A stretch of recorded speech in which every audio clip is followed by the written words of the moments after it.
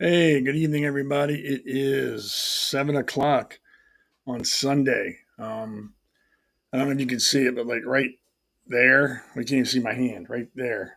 See it? Having weird stuff going on with my camera. I don't know what it is. It's annoying. So it's going to distract me the entire evening. I can tell you that right now. Like I'm looking at it right now, it's distracting me. It is what it is. So yeah, weekend's almost over.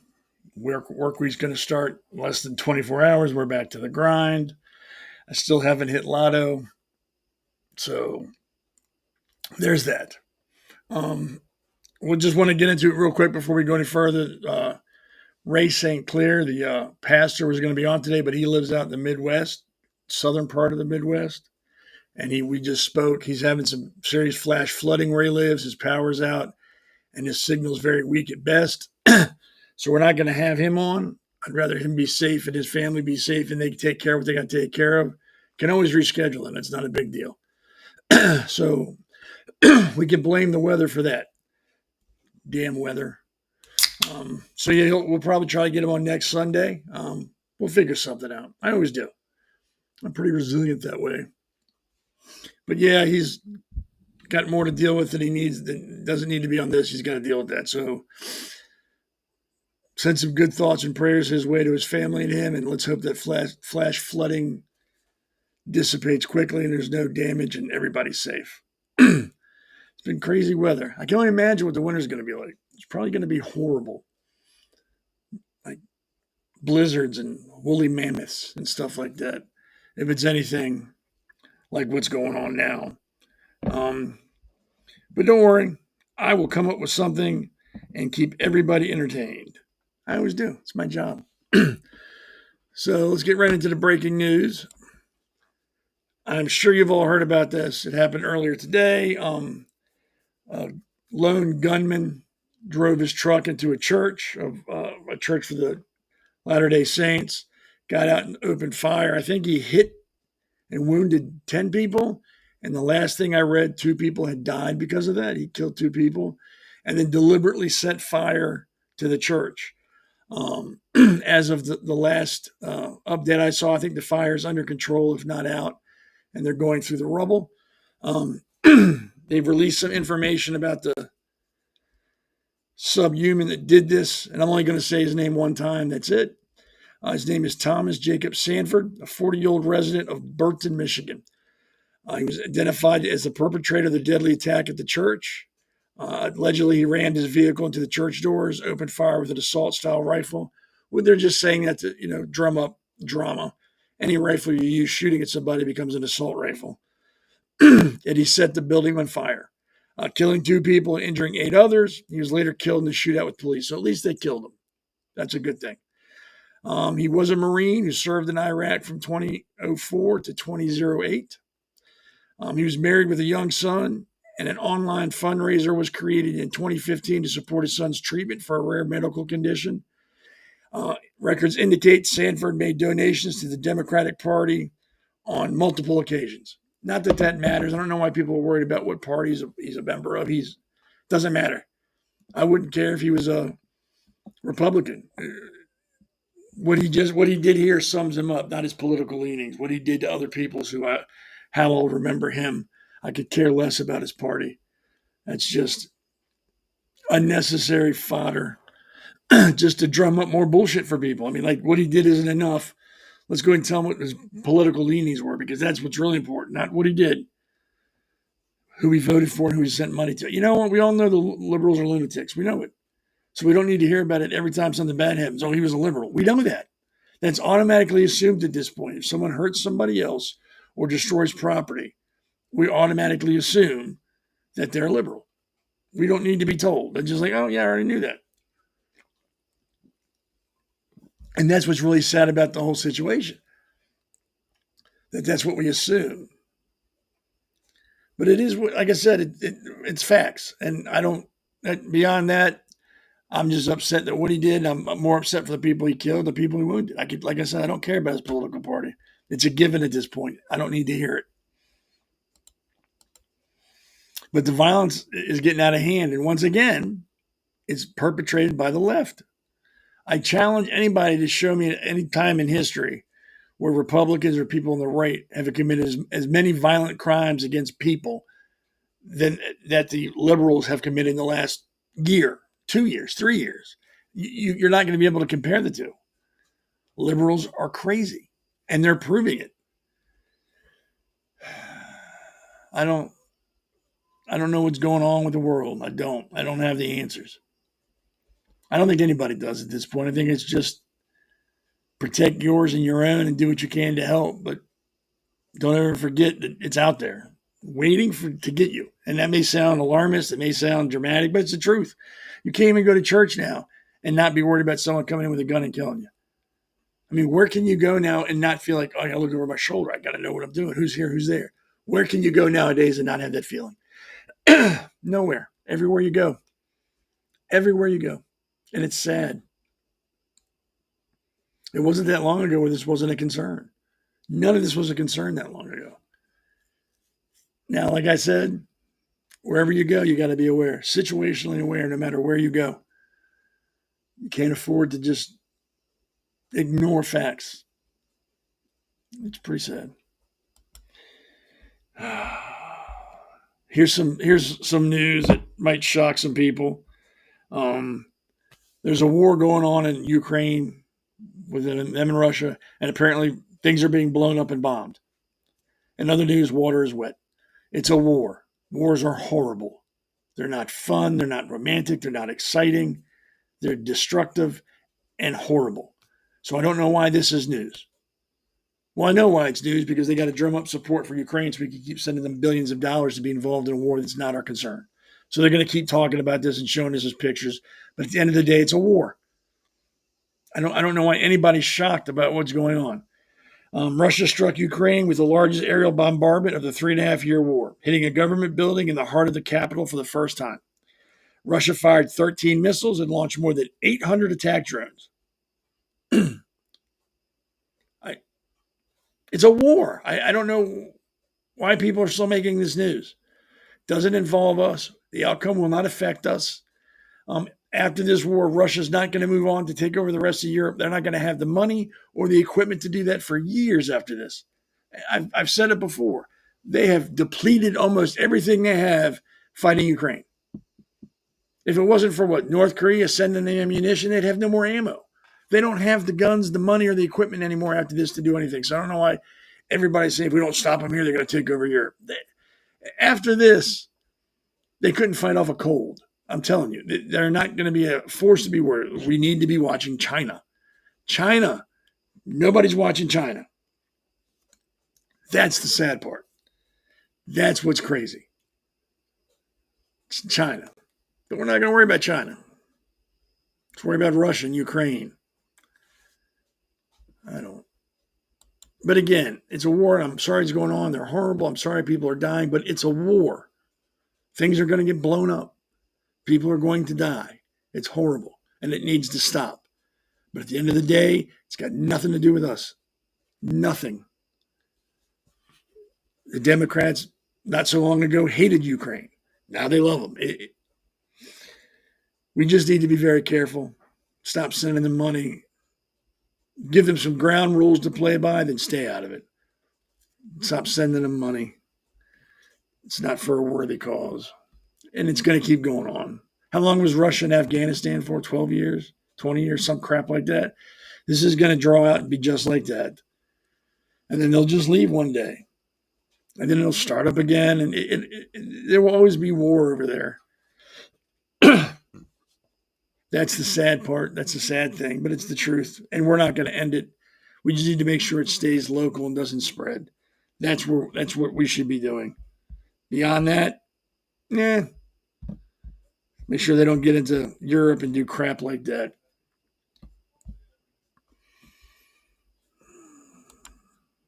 Here's some exciting news.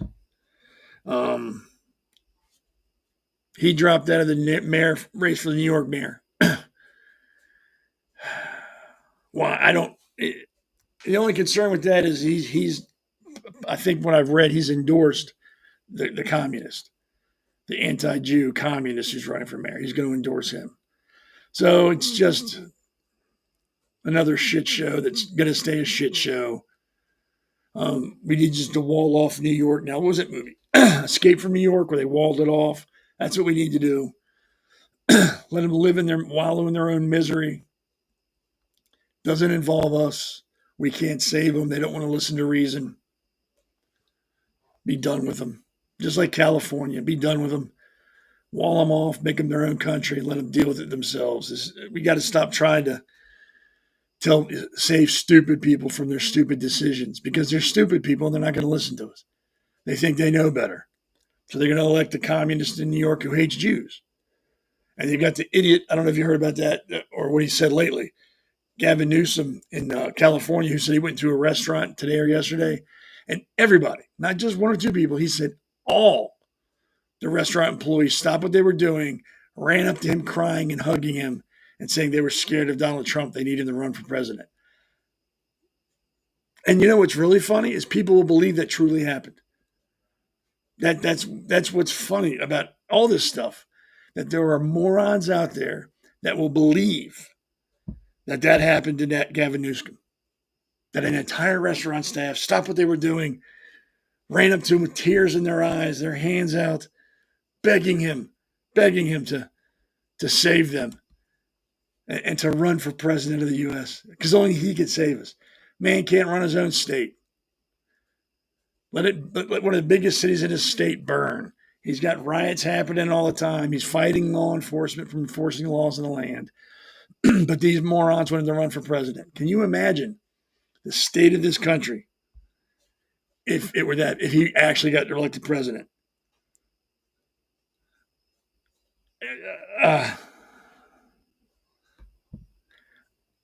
It would be a comic. It would be a horror movie. It would not end well for anybody, because you all know, as California goes, the rest of the nation goes. Or at least Maryland. That's like our big sister state. So whatever California does, our idiot governor wants to follow right behind. Like, okay, I'll do that too. Here I come, George. Let me do it, George. It's pathetic. But yeah, they wanted to run for president. Apparently, restaurant workers stopped what they're doing and cried to speak with him. He's like the second coming. If it weren't true, it would be funny. I mean, really, if that weren't true, like it was some movie plot, we'd all be laughing our ass off. Oh, look at that. That's ridiculous. But it's true. At least what he said it is true.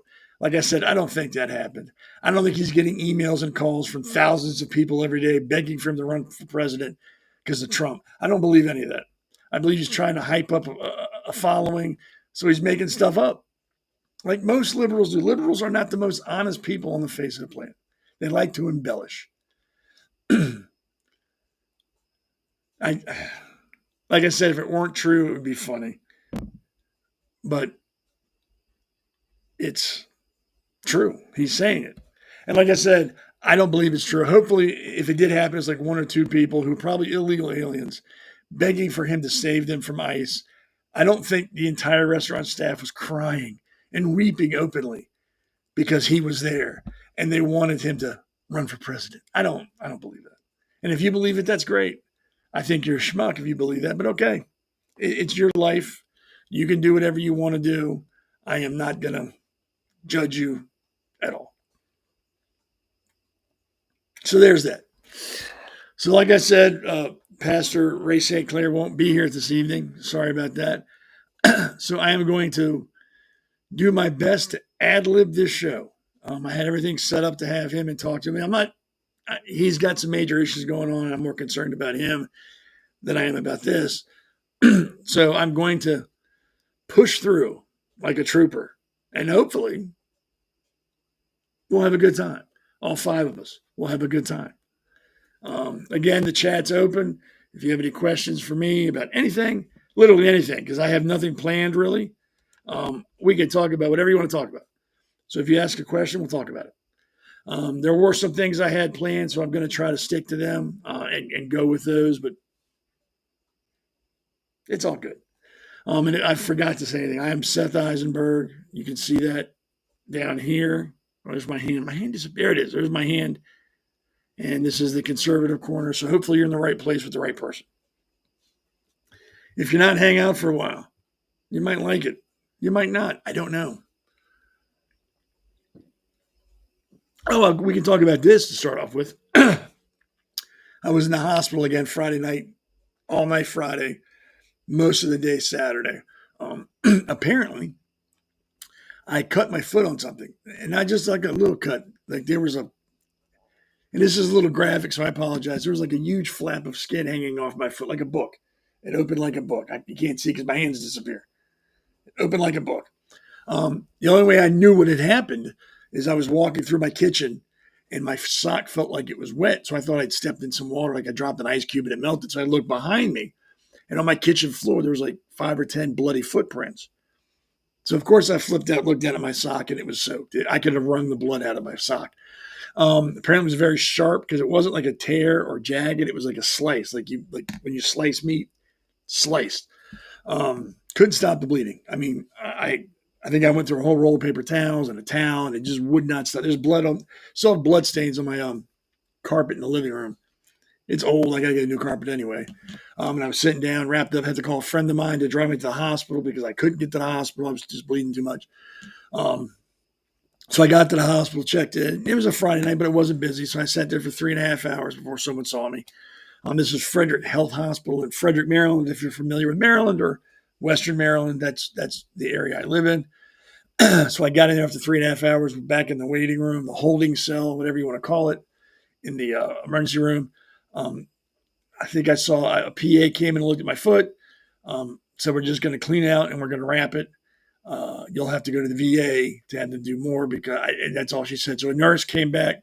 Literally, I don't think the nurse had ever seen a human being in their life, had no idea how to wrap my foot, didn't know how to clean it. So I was there for another 3 hours while he asked questions on how to do it.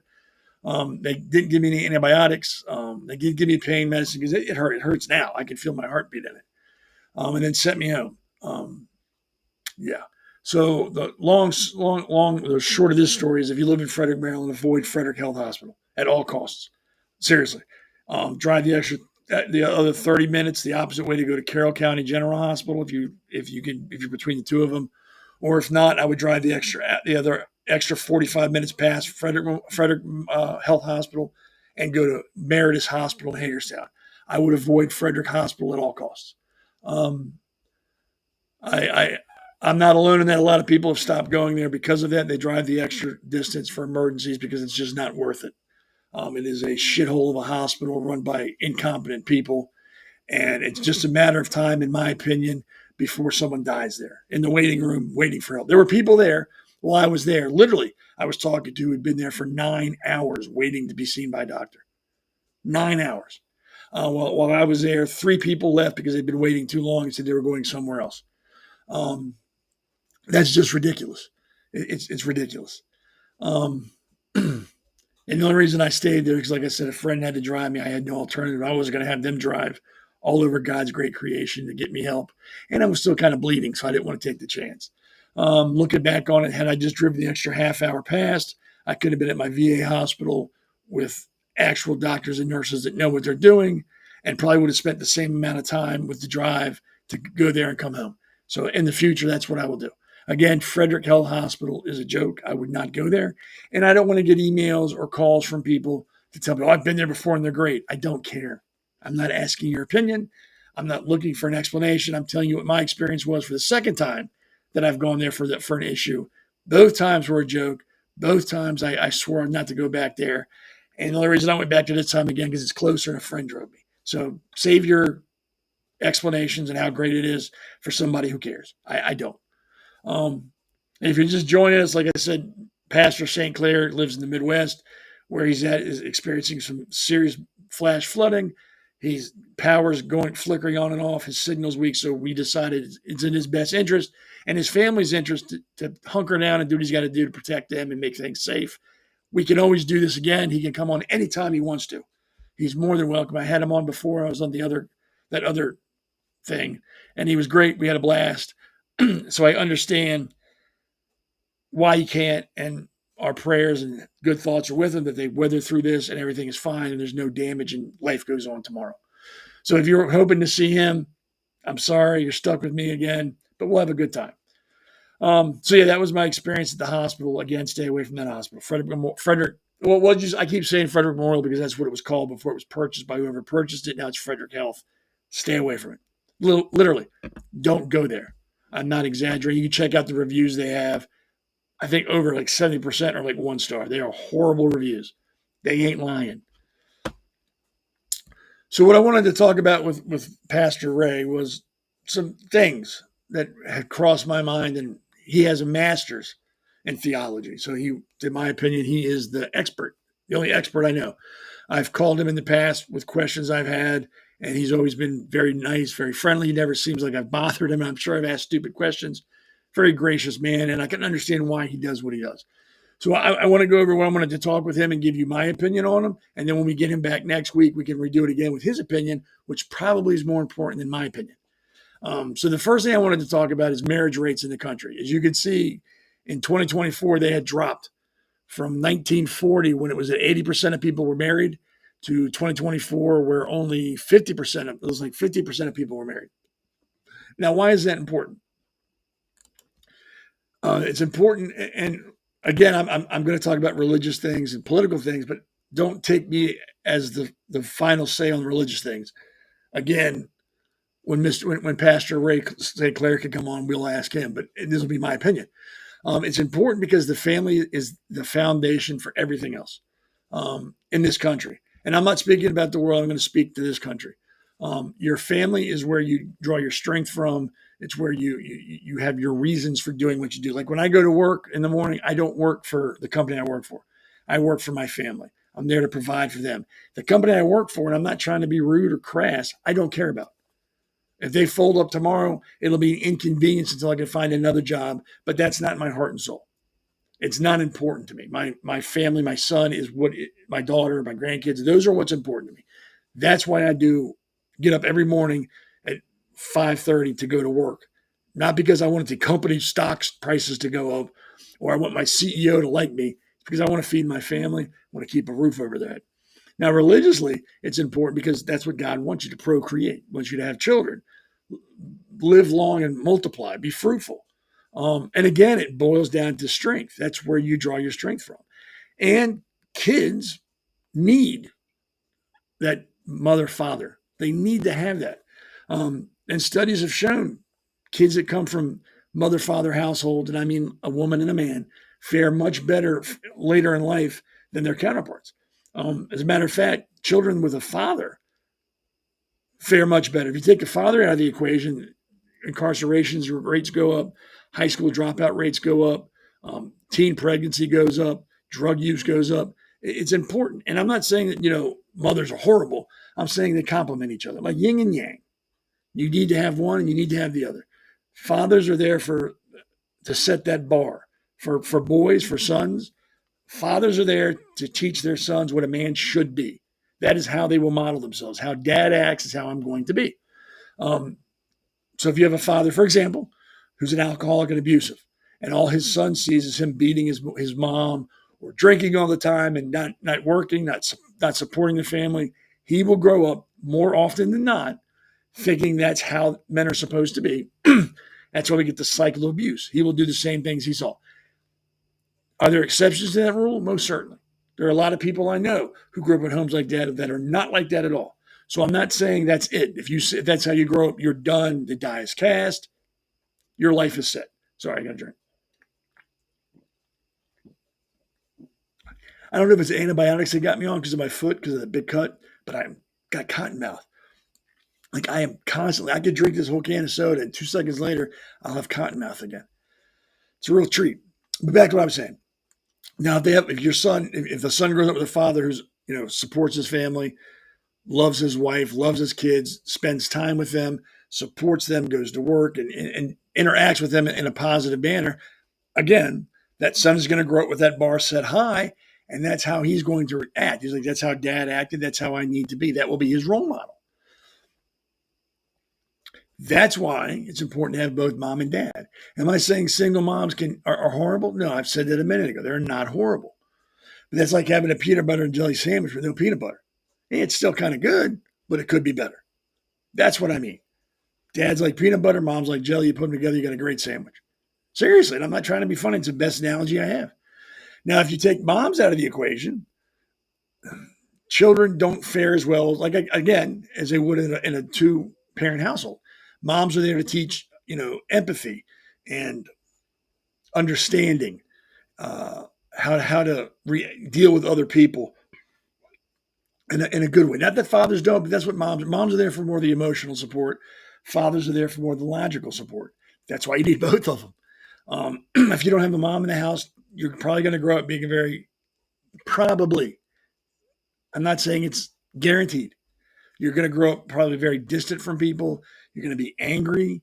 You're not going to be trusting, and you're going to be very standoffish. Not all the time. There's exceptions to every rule. So that's why it's important to have both mom and dad. And like I said, religiously, that's how God wants it. That's how it's supposed to be. There's no questions, no ifs, ands, or buts about it. That is it. Just being a human, no person is an island. You can't function by yourself forever. That's why we have communities, because people join together. They need to be around other people. So having a family is natural. Being a husband is natural. Raising children is natural. The left doesn't like that because that takes away from them. That takes away from the government. If you have a wife and you have kids, and again, like I said, and I'm only speaking for me, I can't speak for anybody else. But for me, that's my strength. My son and my daughter are my strength. That is the sole reason I do whatever I do, to make sure they have, if they need, and more to the point, that they don't need because they'll have. The government wants you to depend on them. The left wants you to depend on them. They should be your God. You should worship at the altar of the government. Anything you need, they're going to supply you. That's why if you're a single parent, you can get money from the government, so you don't need no man, or you don't need no mom. You just get to suck on the government tit, and they'll support you. What people don't understand is if you do that, one hand giveth, the other hand taketh away. They can cut you off. If you get so dependent and they can cut you off, then you're done. That's why it's important to have a self-sustaining family. That's why God wants it that way. Depend on God and no one else. Him and your family. That's where your strength comes from. And that's why the left fights it. And that's why I think Charlie Kirk was killed. I don't think he was killed for political views, because he's not the only person that had those views. I mean, really. Is he the only person that think transgender people have a mental illness? No. Is he the only person that think that college is a scam? No. Is he the only right-wing lunatic that's out there? No. Is he one of the few people that go out in public and speak about God and Jesus? Yes. Is he only one of the few people that go out there and defend the Bible and explain it to people? Yes. And that's why I think he was killed. I think, I don't want to say offended. Guilty, maybe. Guilty, angry, and scared. The people he were talking to that heard what he was saying, like the guy that shot him. Maybe he was scared that he was right. Maybe the Bible's right, he was thinking. Maybe I am in trouble. I mean, I'm living with a man who dresses like a woman. I don't agree with anything he says. What if he's right? What if there's a God? What if I have committed these sins and I keep committing them? What's going to happen? Oh, I don't want to. Screw him. I'll kill him. That'll make things better. And that's probably what the sicko was thinking. I'm not a sick person, so I can't speak to his thoughts, but that's what I imagine. The conversation he had in his head while he was naked, sitting his own feces, talking to his dog. Guy was crazy as a shithouse rat. That's why I think he was killed. I think a lot of people didn't like him because he was steadfast in his religious beliefs. And I can respect that. I do. I think anybody in this day and age that stands up and says, hey, God said this, Jesus says this, I love them both, and that's how I live my life, I respect. That's, in this day and age, obviously, that takes some intestinal fortitude to do that. So I respect that. I don't think he should have died for it. But then again, we're talking about a deranged, twisted segment of society, and we're never going to figure them out. Even if the guy left a 9,000-page letter that explained out every reason why he killed Charlie Kirk, Charlie Kirk, would any of us go, oh, that makes perfect sense. I understand why he did it now. Okay. Yeah, no. Nothing he would say, or nothing with this guy that did the church thing today, lit it on fire and shot and killed 2 people. Nothing he would say would make us go, oh, that makes sense. I completely understand why you did that now. I can empathize. I think it boils down to a hatred of God. And again, I could be wrong. I'm not an expert. That's why I wanted to have Pastor St.Clair here. He might be able to shed more light on that than I can, and next weekend we'll have him. But that's what I think.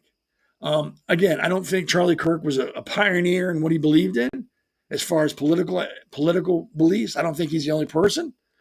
But I do think, again, that he was one of the few people that was that steadfast in his religious beliefs in God and spoke about it publicly. Again, I think that's why he was killed. He was all for the family. He was, raising children, going to church, man and woman. He was all for that. And I think that's what drove the sicko to kill him, unfortunately. So I hope more people fill in that void. And I hope they fill that void in that he left because they feel exactly like he felt, not because they're trying to get YouTube famous, not because they're going for likes or trying to get viral. And unfortunately, I think that's the reason a lot of the people are doing what they do, simply because they're trying to get famous. And I hope I'm wrong, but I've seen a few of them, and it's just like they want to argue. And they want to be just like Charlie rather than be just like themselves. So I don't know. Time will tell.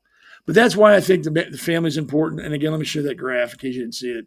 You can see back in the 40s, almost 60% of people were married. 2024, 47.1% are married, of marrying age, the marriage rate. That is scary low. And again, I think it's because the libs have destroyed the family unit. I think they've destroyed it because, again, they want everybody to worship at the altar of the government, but because it's religious. We all know libs don't like religion, unless it's Islam. Then they're all for it. Christianity, not so much. Judaism, not so much. Muslim, they're all for. So that's why I think marriage is important. Again, it gives you a foundation. It gives you a reason to do what you do. And I don't know if anybody out there is a father or a mother. It's fun. Don't get me wrong. There are times when being a parent is like mind-numbingly annoying. I get it. Kids can test your inner gangster. I get it, but it's worth it. It's worth it. I've never looked back on being a father, and I'm not the best father. I'm never going to tell you that I was like, father of the year. I've made plenty of mistakes, but I can honestly say, looking back, I don't ever remember a time where I wish I wasn't the father. So I hope you all feel the same way if you're a parent. Again, the chat's open. Put something in there so I don't got to ramble on by myself. I will answer any questions today about anything, on topic or off topic. It doesn't matter. If you put it in there, we will talk about it. So here's some of the roles I was talking about earlier with a father and a mother. Fathers being the head of the family. That's biblical. That's how it is. Fathers are, head of the family, and they work to provide all the needs for the family. That's how it has been, always will be. Mothers, they manage the house, direct, the family together. There's where I kind of disagree, pull off. Minister necessary discipline actions when such are needed. That's always been dad. I don't know how many of you grew up with, your mom saying, wait till your dad gets home, or I'm going to call your father and tell him. Those were the most feared words you could ever hear when you were a kid. I'm going to tell your father. So I kind of disagree with that. I'm not saying mothers can't. I'm saying traditionally it's always been dad. Yeah, I'm getting goosebumps thinking about it. Wait till I tell your father. Boy, that used to scare the hell out of me. But looking back on it, I'm glad I was disciplined. I'm glad my father used a belt. Who knows how I would have turned out, or my brother would have turned out, if my father and mother didn't discipline us. We could have been shooting up churches. Hell, we could have been liberals. Who knows? Could have been horrible. So I'm glad. And again, the Bible's about discipline. If you love somebody, you care about what they do. You care about them messing up and making mistakes because you don't want them to continue to do that, so you correct them. If you don't love somebody, you don't care what they do. You don't care if they're going out and robbing and stealing and doing drugs because you don't care. You don't love them. It doesn't matter to you what happens to them. So I think it's important to discipline, not abuse. I am not for abuse at all in any way, shape, or form. I am for corrective discipline. I am pro-belt. I am pro-spanking. I don't see a problem with it. Again, I do not condone abuse. I think a swat on the ass when you step out of line is a good idea. I think it helps.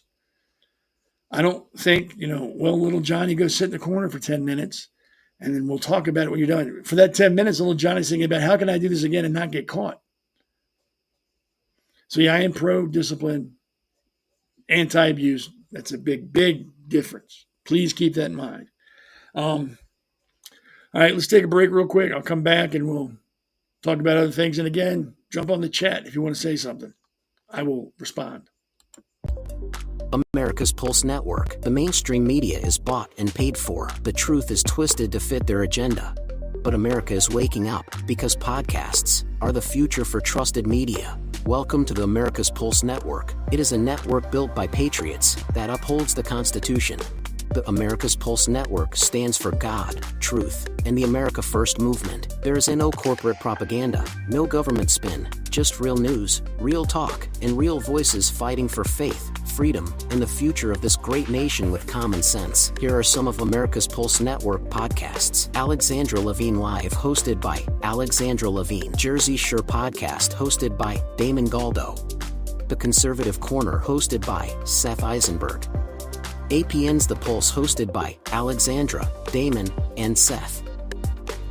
So tune into America's Pulse Network on the following social media platforms: X/Twitter, Rumble, Truth Social, Facebook, and YouTube. Join the revolution. Because the pulse of America beats for God and country. America's Pulse Network is for faith, family, freedom, and truth.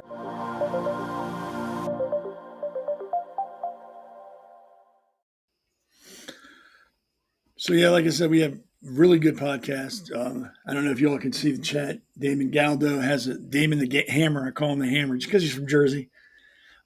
He has a podcast and a radio show. Great guy, very smart, knows what he's talking about, worth watching and listening to. Alexandra Levine is our White House correspondent. She has 2 shows during the week. Last week, she was kind of tied up, and I think this week she's going to be tied up too because she's Jewish and the high holidays are here. So she's spending them with her family, which is completely understandable. If you've seen my last name, yes, I am Polish.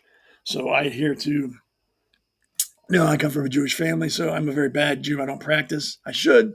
My father was a practicing Jew, so I know about all the high holidays. She needs to participate with her family in them. That's great. Good. I probably should be calling my father on that day and saying, hey, I think it's Yom Kippur is coming up. So I'm wishing that and my aunt and his family, good holidays. And I do. I'm a good son. Like I said, my father and mother raised me right. So this next segment, we're going to talk about religion and politics. Should they mix?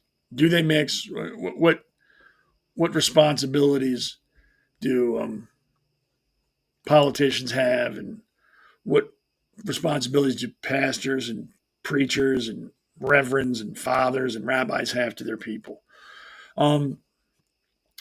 There's a thing called separation of church and state. It's freedom of religion. And I like to say it doesn't say freedom from religion, it's freedom of religion. And what that means is the state will not pick a religion and force it on the people. They can't say, okay, we're going to practice. I'm just saying this, we're going to practice Catholicism. And since the government's practice it is the only religion we're going to recognize in the U.S., and we're going to force it on everybody, you have to go to mass every Sunday. You have to have your confirmation. You have to do confession. You must do this, or there'll be consequences. That's what freedom of religion means. You can be Jewish, you can be Catholic, Christian, Presbyterian, Protestant, Buddhist, whatever you want to be, and the government can't hold that against you, and they can't force anything on you. A lot of people get that confused. They think, well, it's freedom, separation of church and state. They can put up the 10 Commandments. They're not forcing you to follow that religion. It's freedom of religion.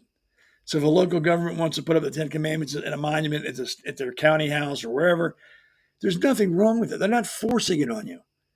But there's a lot of atheists, liberals, who disagree. That, like I said in the prior segment, they hate religion because it brings people together. It creates, unity, cohesion. They don't like that. Unless the government is at the center of that, it's wrong. You should not be doing that. And a lot of liberals don't like being told how they're living is wrong. According to the Bible, what they're doing, you may be living in sin.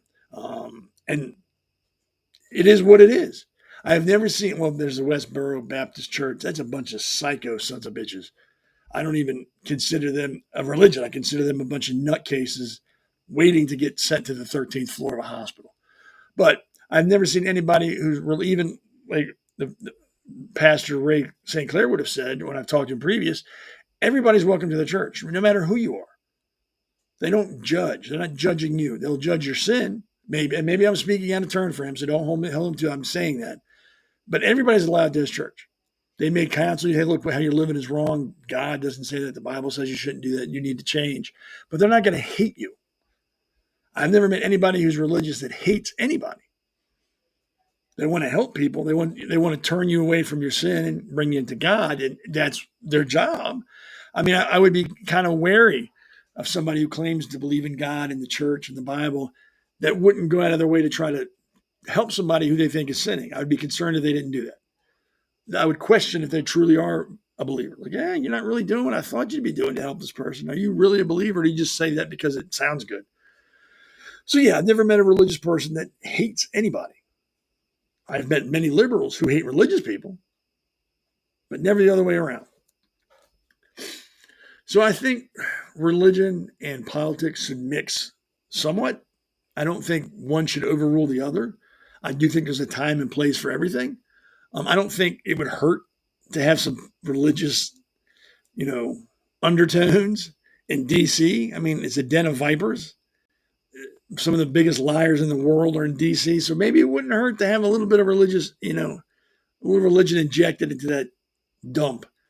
Maybe it'll help. Maybe it's too far gone. I don't know, but I don't think it would hurt. I don't think living by the 10 Commandments is a bad thing. Thou shalt not murder. Shan't covet your neighbor's wife. Don't lie. Respect your honor. Honor your mother and father. What is so bad about those? What was so wrong about that? Remember the Sabbath to keep it holy. I remember when I was a kid, and this is telling you how old I am. In Maryland, we had blue laws. Everything, I think, pretty much everything was closed on Sundays. Everything. And guess what? We didn't fall apart as a society. Things kept moving. And it wasn't even inconvenience then because people were just used to, oh, it's Sunday, we can't do that. We have to wait till Monday. It wasn't that big of a deal. Nothing that's preached in the Bible that if you lived by would make you a bad person. Really, I mean, think about it. Again, thou shalt not commit murder. I live by that every day. I think 99.9% of the people in the world live by that every day. Honor your mother and your father. Again, I think 99.9% of people, even atheists, live by that every day. I don't get it. Why the libs are so anti-religion.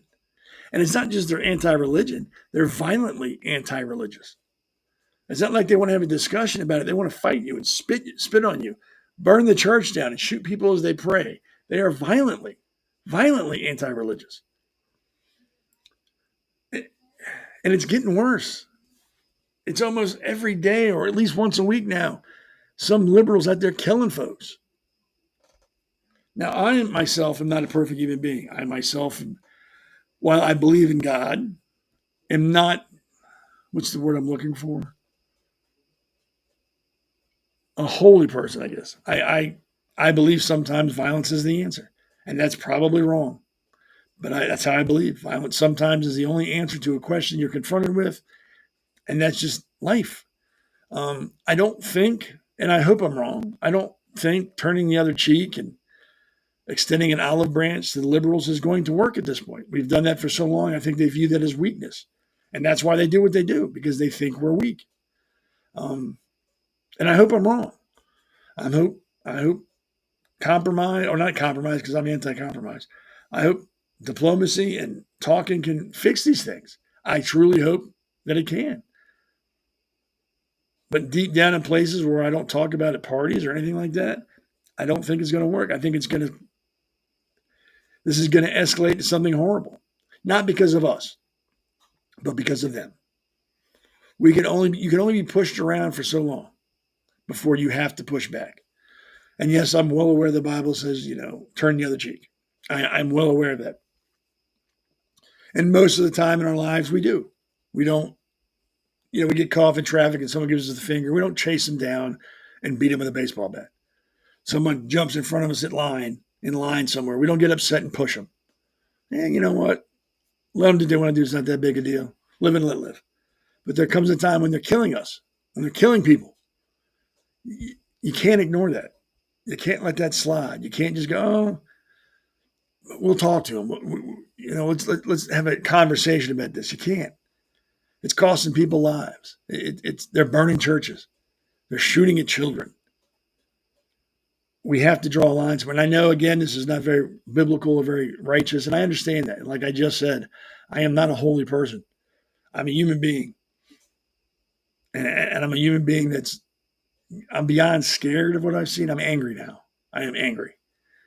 And I just can't sit back anymore and just hope and wish that this stops. And it's got nothing to do with guns. And I don't want to hear that if we ban guns, things. No, that's not going to solve anything. If we take away guns, they'll just use knives. And if we take away knives, they'll use rocks. They'll use bows and arrows. People who want to hurt you will find a way to hurt you. That's proven. It doesn't matter what they have to use, they'll use it. So taking away guns is not the answer. I think what we start is, again, like I talked about in the first segment, is we need to get the family foundation solid again. We need to work on that. We need to get to a place where both parents don't have to work full time, where one parent can be home and help with the children, and the other parent works and they can come home and help too. We need to get that foundation rock solid again, which means we have to stop looking to the government to do that. I've said it before and I'm going to say it again. The government is there to cause problems. They're there to find problems, because if they find the problem, they can tell you the problem and then tell you I can fix it. If you reelect me, I can fix that problem. I promise you, I will lower taxes and make housing affordable, healthcare affordable, but you got to reelect me. And people fall for that. The answer is yourself. It's your neighbors. It's your community. That's where the change is going to start. So I think we need to get back to family, a solid foundation of the family unit. I think people who have babies out of wedlock, I'm not going to go so far as to call it a sin. I think it's stupid. If you like the person enough to have a baby with them, like him enough to marry him. And if you don't like him enough to marry him, don't have a baby with him. I don't understand. I was raised that you only date somebody that would make a good mate.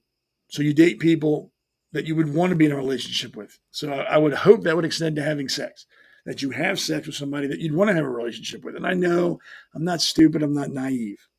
And again, I'm not perfect. So I understand that's an outdated method of thinking. But it shouldn't be. And again, it goes back to the family. It's how you're raised. I think interjecting religion back into the family is not going to hurt anything. How could living by a set of morals that pretty much teaches you to love everybody, hate the sin, take care of your community, how is that a bad thing? How is living by that going to cause problems? It can't. Now, the problem is, and I understand that it's like with Islam, you have extremists who take it to the ninth degree. Like, oh, it says this, but what they really mean is cut off the heads of infidels. There will always be people like that. Not so much in any other religion as is in Islam, but there are people who will take zealots that will take it to the nth level and just run with it. That's not so prevalent in the Christian religion. It's not so prevalent in Judaism or any other religion. I think Islam's got the market cornered on that. But there's nothing wrong with religion. The 10 Commandments, again, there's nothing wrong.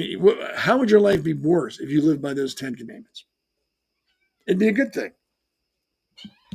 So I don't understand the big push. But that's, I think, we get back to the family unit. We start, heck, go back to church. Read the Bible, something. Focus.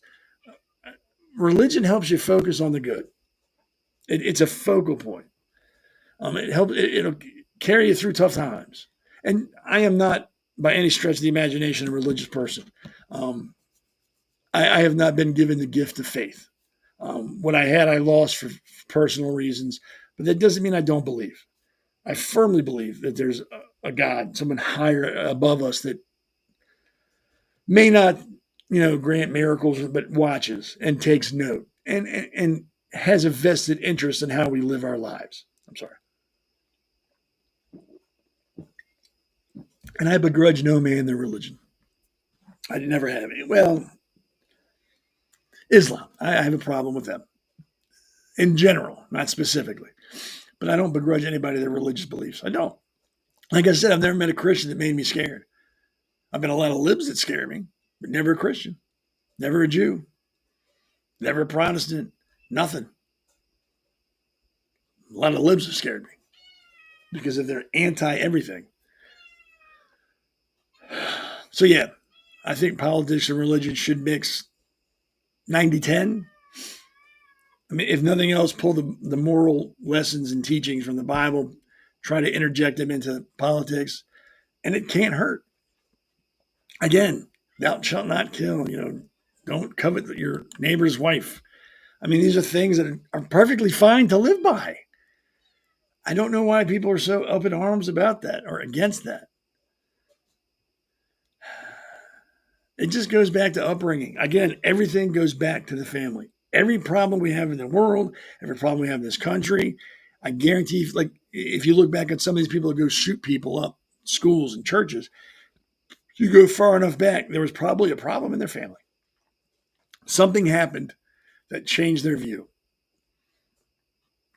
I can't stress how important the family is. I can't. That's why every Christmas and Thanksgiving, I always, on my page on Facebook, I said, look, if you got nowhere to go, you got no family, you let me know, you come eat dinner with us. We'll hang out. I don't want anybody to be alone on those holidays. If you don't have a family, that's the worst time not to have a family. And that's why I always open my house. No one's ever taken me up on it, probably because they heard I can't cook, so I don't blame them. But that I've always made that offer for Jesus, going on 10 years now. Always. And that's another thing that, religious people are. They're very giving. Hey, let me help you with this, or come help me with that. Or like when I was out of work for 3.5 months because of my foot. I don't know how many people who, Christians, who brought me lunch or dinner or called me up and said, hey, do you need anything done in your house? I'll come do it for you. Or who help with my bills when I wasn't working.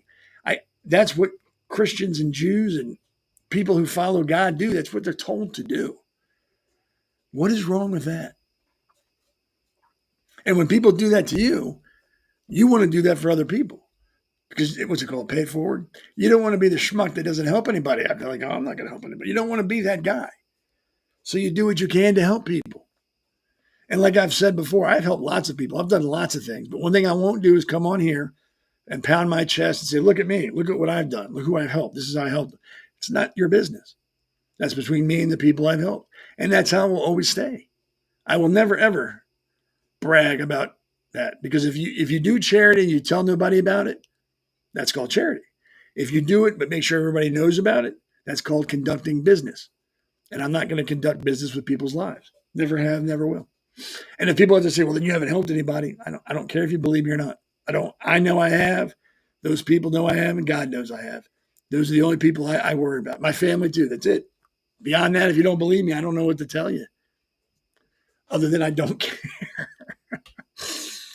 And that's a great thing about getting old. When you get older, you care less and less and less about what other people think. You start to focus on what's important, your family and your friends. And outside of that circle, you really don't care anymore. Like, when you're younger, you're petrified. Like, what do they think about me? I didn't get invited to that party because they don't like me. Oh my God, what am I going to do? Same person when they're 50. Fuck them. I don't care. I'd rather stay home anyway. Or I'd rather go hang out with my kid, or I'd rather go see my buddy. It's great getting older. For all the bad things that happen, like your body falling apart, you got aches in places you never knew you had places, you get up to pee a lot in the middle of the night. For all the bad that comes with it, it gets good mentally. I mean, you focus, you become more aware of what's important. And I wish that were the other way around. I wish you started off achy and then got better, like with Benjamin Button. That would be awesome. Would they say that, youth is wasted on the young? It's true. So yeah, religion and politics can mix, but it's got to be careful because, like I said, there's zealots in every religion. It's got to be aware of that. But again, living by the principles and ethics in the Bible aren't going to hurt anybody. They're there to propagate love and make things better for people, not to cost things. So yeah, I'm for a responsible mixture of religion and politics. That's how I would answer that question. And I hope that makes sense to everybody. I mean, it might not. I mean, if I were watching this, I might go, what the hell is he talking about? But I hope it makes sense. And again, if you have any questions or anything you want to add, please put it in the chat. This this whole show is being winged. I'm making this up as I go because, again, Pastor Ray St.Clair lives in the Midwest. They're having horrible flash flooding where he lives, and his power is not good. He's got really weak signal, so we decided it's best to him take care of his family. He'll be on the show again. So this whole show I had was set up to have him, whereas I have some questions. So I'm trying to answer the questions I had by myself that I would have given him. So I hope, again, we'll get him on and you'll get the real skinny because he's a very smart man. I've talked to him before, very gracious, very humble man, but he has the answers. I just have opinions. So there's that. So when we come back, we'll talk about some more stuff and see where it goes. Welcome to America's Pulse Network. This is APN's very own White House correspondent, Alexandra Levine. This is so amazing and miraculous. We've never had a president in the history of our nation doing this. And we hope to God that he continues doing this forever and ever. Thank you. God bless you, everybody. And God bless President Trump. And God bless you. Hello, everyone. This is Alexandra Levine with the America's Pulse Network. I am the White House correspondent right here in the heart of D.C. as President Trump is celebrating 250 years of America and the military. Subscribe and follow America's Pulse Network on the above social medias.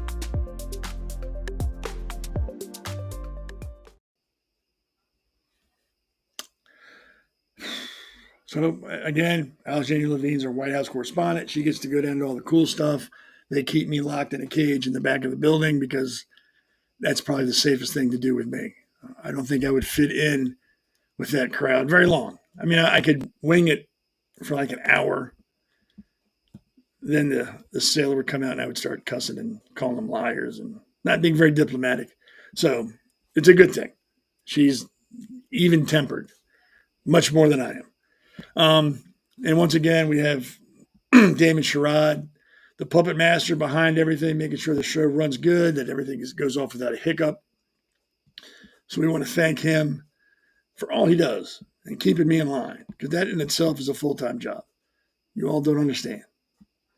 The man is 27 years old, but if you look at him, he looks like he's 50. I have aged him horribly in the short time I've been here. And I take full responsibility for that.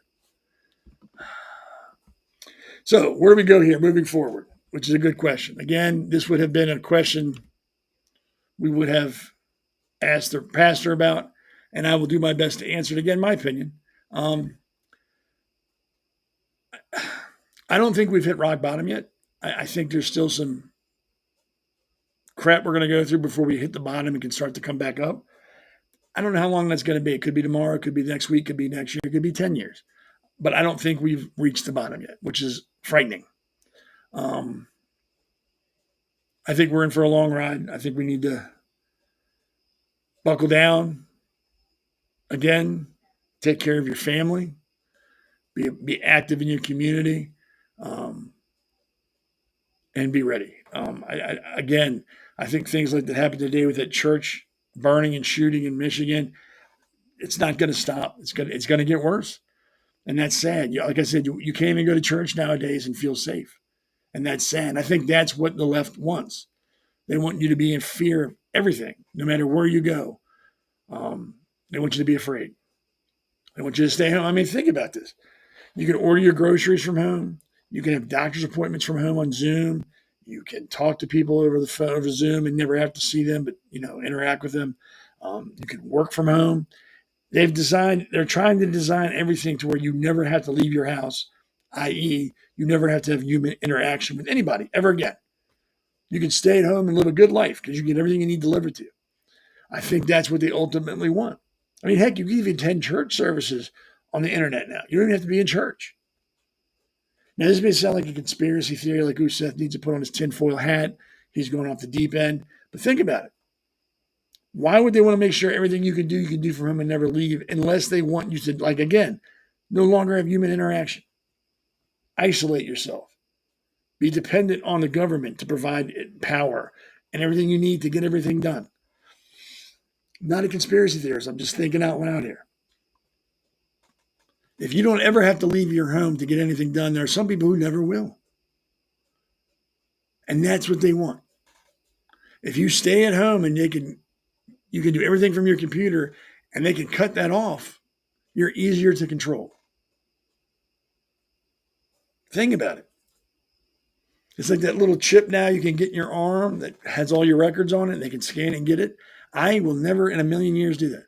I won't allow my children to do that. Think about it.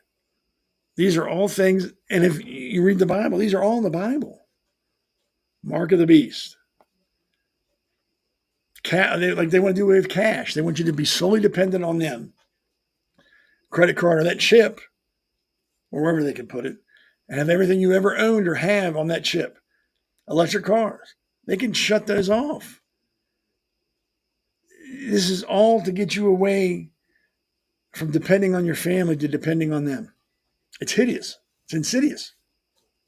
And I'm not making all this. You can look up online and find out. The chip, you can find out. There was I can't remember where I read it, but there was a lady, it was somewhere in America, maybe California, had a thing in her arm, and as her bank account was tied to it, they showed her going to the cash register and putting her form out, and they scanned it. And she's like, "Ooh, look, I don't have to carry a wallet anymore. Ooh, look, I'm solely dependent on the government. They could cut my cash off anytime they want to. I'm a sucker." This is all talked about in the Bible.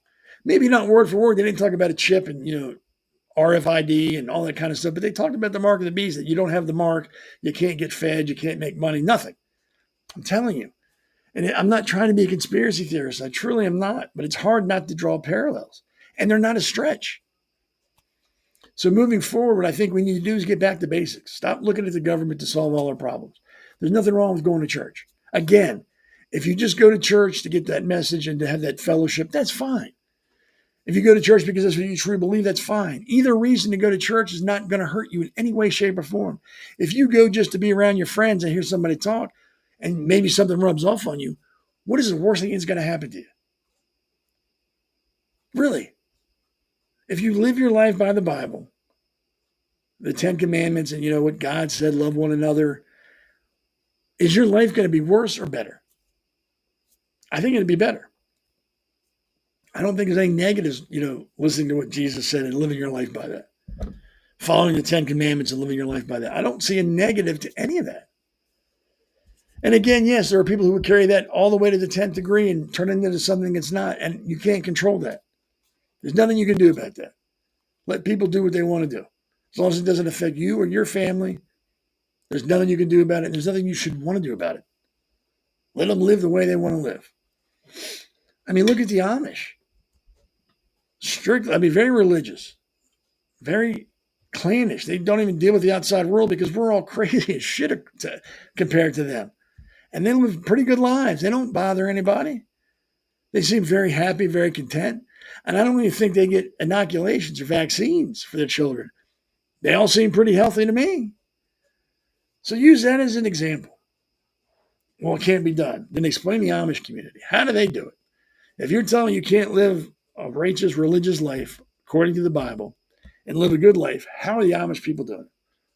What is their secret? What do they know that we don't know? They even have their own schools. They don't even send their kids to public school because they know how screwed up those are.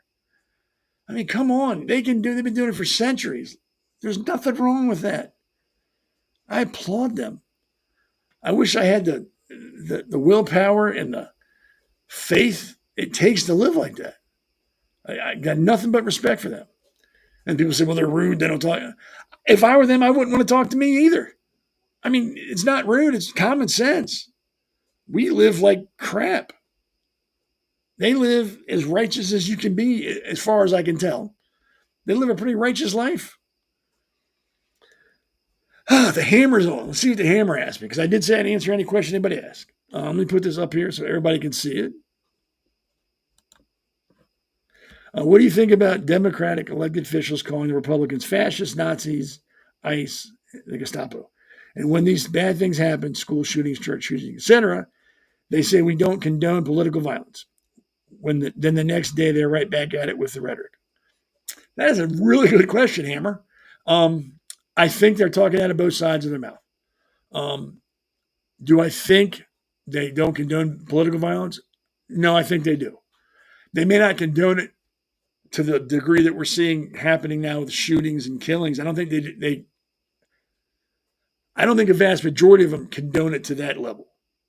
I think they'd be okay with the riots and the marches and the protests. Some of them I think are okay with the violence. No one should condone that kind of violence.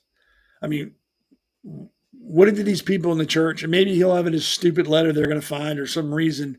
Again, nothing that these people say will ever make you go, oh, okay, I understand why you did what you did. I can respect that. Maybe the guy that shot up, this guy that shot up the church, what did those people do to him? What did they do to him that was so bad that his only recourse was to kill them or attempt to kill them and then burn the church down? What happened to him? What did they do to him? And I guarantee somewhere down the line, we're going to hear that he thought they were preaching hate and all sorts of other crap, but nothing. Even if they were preaching hate, you don't go kill the people. You don't burn the church down. I think they're idiots. I think they should be held responsible. I think when you call people fascists, Nazis, and call the ICE and police Gestapo enough, the sick people out in the world believe you. They start to listen and think that you're telling the truth. And these sick people in their minds can go, hey, they're just Nazis. What's wrong with killing a Nazi? I'm just killing Nazis. There's nothing wrong with that. Hey, the police and the ICE are Gestapo. In Nazi Germany, they used to round up people and kill them. So I'm just going to kill them before they kill other people. There's nothing wrong with that. Fascists. The Republics are fascists. They're working with the Nazis and the Gestapo, so I have to stop them. I'm saving people by killing them. That's what these sick people think. And the Democrats feed into that. They continually use these words like fascists, like you said, fascists, Nazis, Gestapo. And they act shocked when somebody acts on what they say. I think they should be held accountable for what they said. I think they should face legal action. If you have some moron like, what's her name? Crockett, Jasmine full of shit Crock, out there talking about Trump's a fascist, or these people are Nazis, or they're rounding up people, kidnapping them off the street. We don't know where they go. She should be held accountable for anything that happens to law enforcement or anybody else in her district based on what she says. And that goes for any politician, Republican or Democrat. And again, it's a vast majority of Democrats that do this. I'm not saying it's 50-50. I'm not even saying it's 60-40. It's more like 90-10, maybe 85-15. But it's a vast majority of liberals who espouse hate. It's a vast majority of liberals who commit these horrible acts, these murderers. It's a vast majority. And it's because their leaders promote it. So you can't call someone a Nazi and not be condoning violence. You can't call the police and ICE Gestapo and say they're rounding up people off the street and kidnapping them and then be shocked when somebody acts on that. You are condoning violence in a roundabout way because you don't have the balls to directly say to do it. You're skirting around the issue. But at the end of the day, you must condone it because you continually talk about it and make sure everybody hears you saying it. So that's what I think, Dan. I think they're accountable. I think they need to take a step back and stop worrying about their next election cycle and getting reelected and worry about the people they're causing to be hurt, the people they're causing to be murdered. It's their fault. It's their fault. When you get into the public eye and you become a leader or a representative of a district or a state, you have some responsibilities. You need to temper your speech. It's that simple. And I'm not saying infringe on their First Amendment speech. I'm saying you need to be aware of who's listening to you and make sure what you're saying is what you want people to hear because you're going to be held accountable. That's all I can say. And again, this all goes back to family. If you grew up in a good family that was loving and supportive, 9 times out of 10, you will never grow up to hurt people. Even if you hear your leaders tell you how evil these people are, you won't grow up to do that. If you have a basis in religion, you're not going to grow up and kill people because that's not what it's about. So again, this all goes back to the family. We need to make sure the family unit in this country makes a comeback. We have to do whatever we can to make sure that happens. And again, it's not going to start in D.C. That's where it will end. It will end in D.C., but it will start in your home and your community and your neighborhood and your county and your state. That's how it's going to grow. We are the government. We the people. There's a reason why that's there. Because we are in charge. We know best how to run our lives. We know what's best for us. We know what's best when it comes to raising our children and educating our children. We know what's best. Some bureaucrat you've never met, 80 miles, 800 or 3,000 miles down the road, doesn't know anything about you. Never will. So how can they decide what's best for you and your family? They can't. They can't. That's why we need to get the most conservative people elected, because they're not going to interfere in your life. They're not going to tell you how to live. They're going to say, look, this is what we like, but if that's what you want to do, that's what you do. We're not here to run your lives. We're not here to raise your children. We're here to govern a country, here to make sure you have the necessities and the infrastructure you need to live a good life. Beyond that, we're not getting involved anymore. Liberals are the exact opposite. We're going to be involved in everything you do. We're going to be in your schools. We want to be in your churches. We want to be in your homes. We're going to be in your communities, in your workplace. We're going to be everywhere you go to make sure you're doing what you should be doing. And what you should be doing is what we think is right. And if you're not doing what you should be doing, we're going to get you. Yeah, it's about the family. It's all about the family. That's where it starts, and that's where it's going to end. Take care of your family. Raise a good family. Raise your boys to be good men. Raise your daughters to be good women. Raise them to be empathetic. Raise them to be caring and concerned citizens. Don't raise them to be victims. Don't raise them to think that the government's going to answer all their problems or that they have to depend on the government for everything. Don't raise them to be like that. Raise them to be self-sufficient, independent, God-fearing human beings. There's nothing wrong with that. Once we get away from the government as the answer to all our problems and get back to neighborhoods, communities, and our homes and taking care of our families, things will get exponentially better quickly. Once we stop looking to D.C. for help, we're going to get better. The nation will start to heal.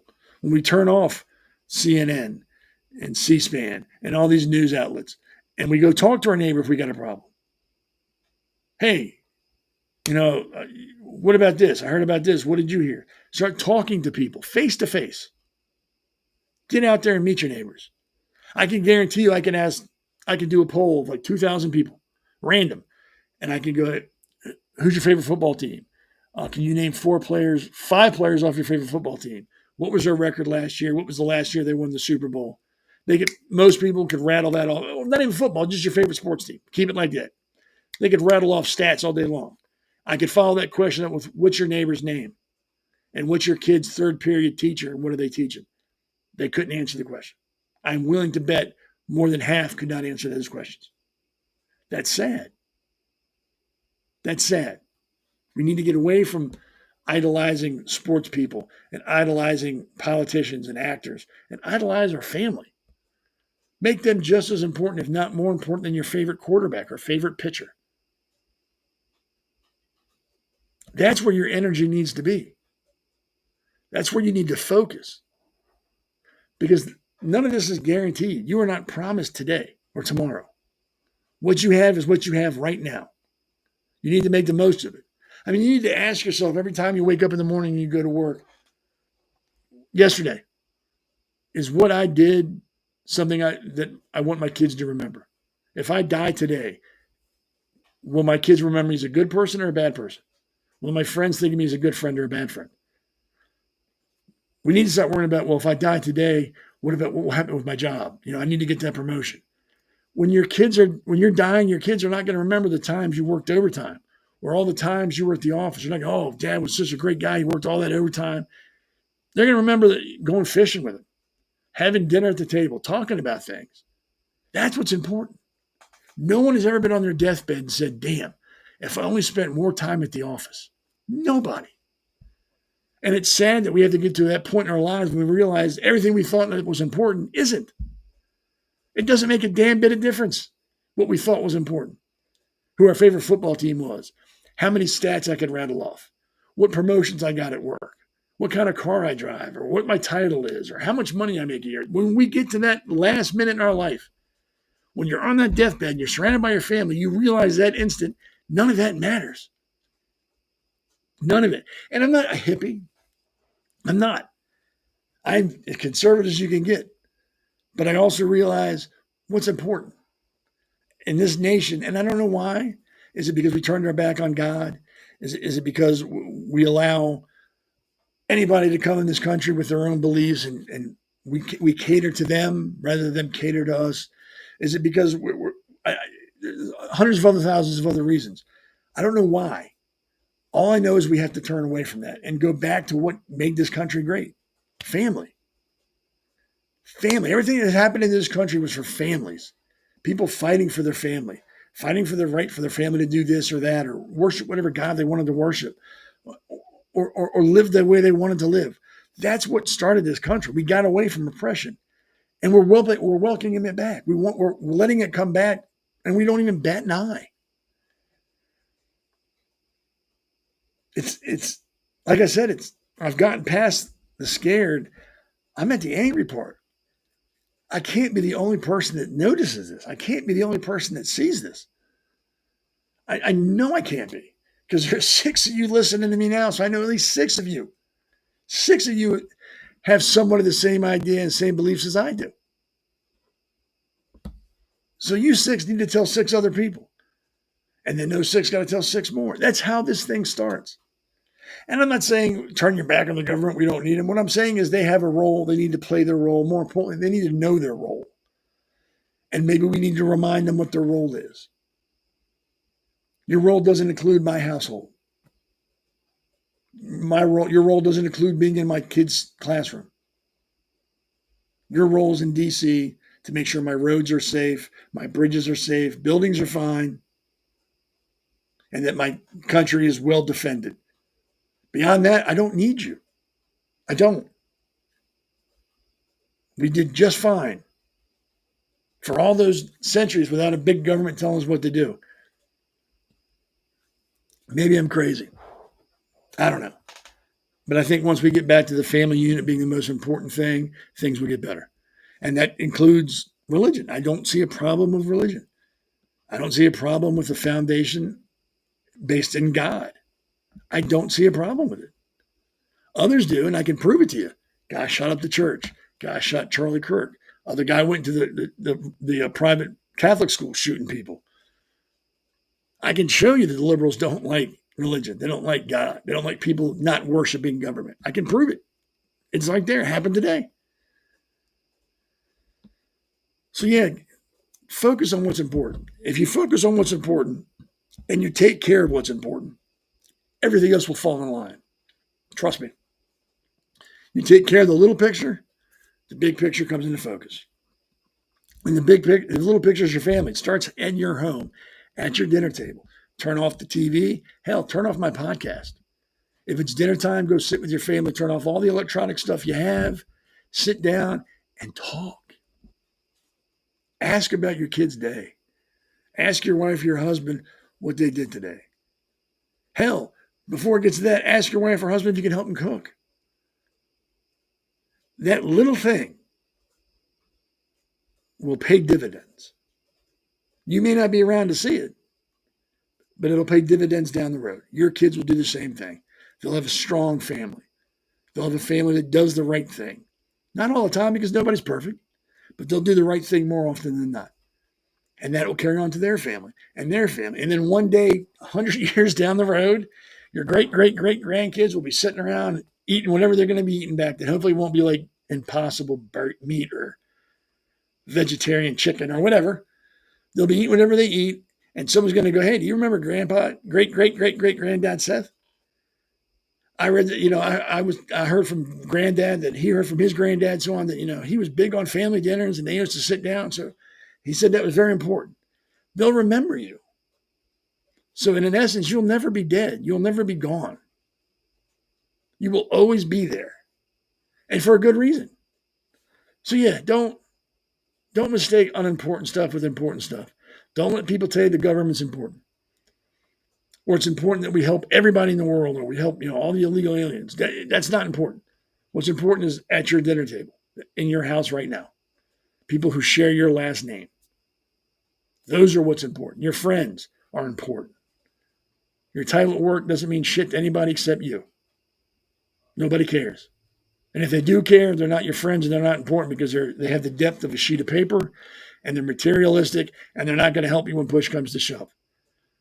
You know who's going to help you when push comes to shove? Your friend who makes fun of you and calls you names, who when you insult, just insults you back worse. That's who will be there when you need help. Your family, they will be there more often than not when you need help. When you're on your deathbed, I guarantee you're not going to see the CEO of your company that you worked for 30 years and made hundreds of millions of dollars for. You're not going to see him at your deathbed. Your family is who's going to be there. Your friends will be there. And again, it's sad that at that final moment, we realized with crystal clear clarity what's important. I wish everybody could realize that years before that happened. And that's why I said we don't know what's in our future. You're not promised tomorrow. We have right now. Make right now important. Because like those people at the church today, I guarantee you they had plans for after church. I guarantee it. So if it's important, you got to let people know it's important. Tell them that they're important to you. Build those bonds with your family, with your friends, and your neighbors. Build those bonds. You're not going to agree with everybody. Everybody in your neighborhood is not going to be conservative, and that doesn't matter. It doesn't matter. What matters is everybody's trying to protect their family and raise their family the best way they know can. We're just coming at it from different directions, and you got to keep that in mind when you deal with schmucks. You may not like him. You may never talk to him again, and that's fine. You've made the attempt. You tried to get to know him. They were an idiot, whatever. But you made the attempt, and your family's going to see that. And that's what's really important. Those connections. Your connection with your neighbors, your family, your connection with God. Those are all very important.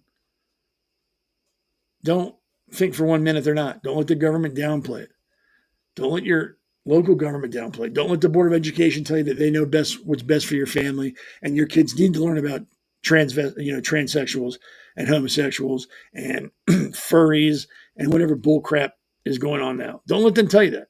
If that's not what you think your family needs, then you tell them that's not what my family needs, and you pull them out of that school and you homeschool or you find a private school. Stop letting the government dictate to you what's best inside your home for your family. Oh, Seth, that's easy to say. I can't quit work and do all that.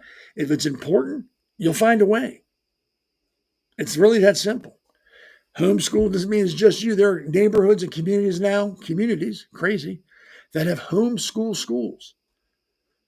They have a house they go to, or they alternate houses during the week or every week. They have hired teachers who were in the public school but quit because they don't agree with what's being taught in public schools. They give these teachers the curriculum they want their children taught, and it's taught. It can be done. It can be done. Nothing worth doing is easy to do. I tell my son that all the time. And the harder it is to do, normally means it's the right thing to do. If it's easy to do, more often than not, you probably shouldn't be doing it, or you're doing it wrong, or it's a shortcut, and you're going to have to come back and do it again. Doing the right thing takes time and is hard. And it should be, because you'll appreciate it more when it's done. See, these are things that are important, and they should be important.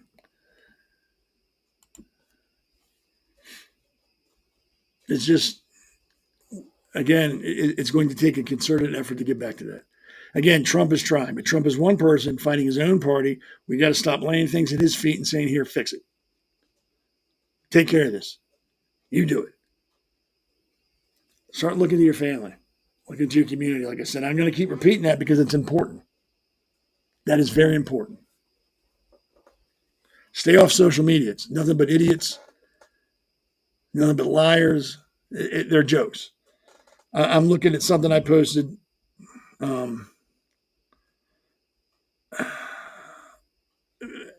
don't even want to get into it because people are idiots.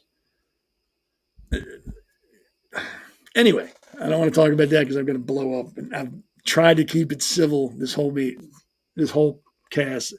If I start talking about what I'm seeing on Facebook, I'm going to lose my shit, and it's going to revert to me screaming and yelling, that vein popping out of my head, and I'm in pain with my foot already. I don't want to add a stroke or an aneurysm to that, so I'm not going to talk. Just stay off Facebook, really, unless it's for comic relief, or you're looking at it to go, geez, my life ain't that bad. Look at this moron. Don't go on Facebook. And that's at my detriment because I have a page. Don't even go look at my page, because there's idiots that get on my page and spout their verbal diarrhea, and it's annoying. So don't even look at my page. Really, stay off social media. It will be one of the reasons society downfalls. I guarantee it.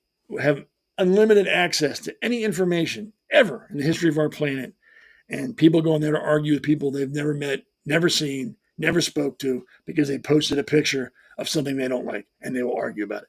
Sums up society pretty much as a whole. So stay off social media. Go to church instead. Damn. Yeah, go to church instead of spending time on social media. Read a book.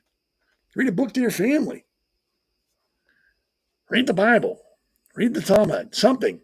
Stay off social media. Let that just wither on the vine and die. It needs to go anyway. It's not anything good. It's produced nothing but grief and anger and stress. Let it go. It's not worth your aggravation. It's not worth your time. I mean, I think I read somewhere people spend like an average of 20% of their time, 10 to 15% of their time online on social media.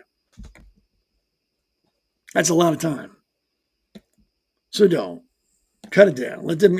Those billionaires don't need you anymore anyway. They've got enough money to last 17 lifetimes. And I don't begrudge them that. They found the niche. They made their money. That's awesome. Power to them. I wish I had thought of it. But it's outlived its usefulness.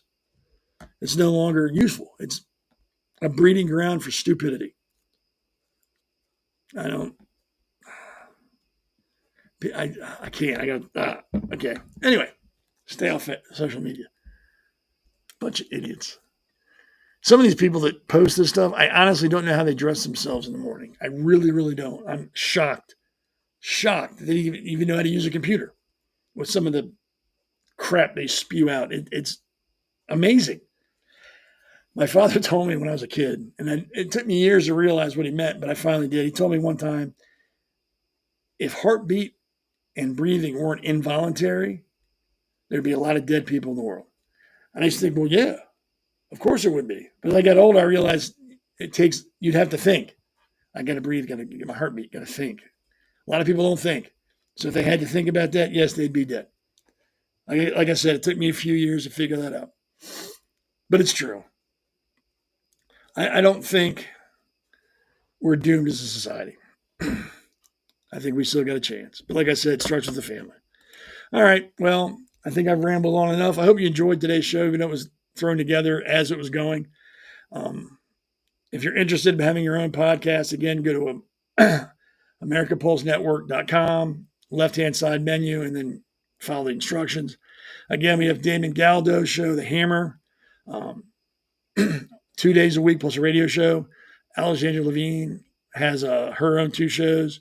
Then we all have The Pulse on Wednesday, which runs for about an hour and a half. We talk about all sorts of things. We have special guests. Usually it's Elena Barbera. And sometimes the second person's a wild card. But again, it's a great show. And you have me every Sunday, 7 to 8:30-ish on the conservative corner. So I want to end today with my opinion like I normally do. It was based on today's show. So bear with me. It'll make more sense when we get Pastor Ray St.Clair on. As we peer into the horizon of the coming years, the world feels like a ship navigating turbulent waters. Climate crisis, technical upheavals, and societal divisions cast long shadows, stirring uncertainty even in the steadiest of hearts. Yet, for those of us who anchor their lives in faith in God, there is an unyielding promise. We are not alone. Faith in God offers a divine compass, a source of strength, and a wellspring of hope that will carry us through the challenges and triumphs of the future. Faith in God is more than a belief. It's a relationship, a trust in a loving Creator who holds the world in His hands. This faith assures us that no matter how chaotic the years ahead may seem, God's presence is constant. The Bible reminds us in Isaiah 41:10, "Fear not, for I am with you. Be not dismayed, for I am your God." These words are a lifeline, offering courage when the path grows steep. In the face of global uncertainties, whether economic instability, wars, or moral dilemmas, faith in God provides a foundation that cannot be shaken. The coming years will demand resilience. A faith in God equips us with a unique kind of fortitude. It teaches us to surrender our fears and place our trust in a plan far greater than our own. This surrender is not weakness, but strength, an acknowledgement that God's wisdom surpasses human understanding. When we face trials, whether personal struggles or societal upheavals, faith invites us to lean on prayer, to seek guidance, and to trust that God is working all things for good, as promised in Romans 8:28. This perspective transforms challenges into opportunities for growth, deepening our reliance on God. Moreover, faith in God fosters unity and compassion, qualities the world will desperately need. It calls us to love our neighbors, to serve the hurting, and to stand for justice, reflecting God's heart for humanity. In a fractured world, believers can be beacons of hope, building communities grounded in love and grace, whether through acts of charity, forgiveness, or simply offering a listening ear. Faith in God empowers us to be his hands and feet, creating ripples of change that echo beyond our immediate circumstances. Faith also offers hope in the eternal. The coming years may bring trials. They will bring trials, but they are temporary in light of God's everlasting promise.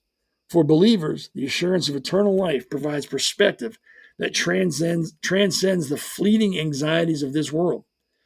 As Jesus said in John 16:33, "In this world you will have trouble, but take heart, I have overcome the world."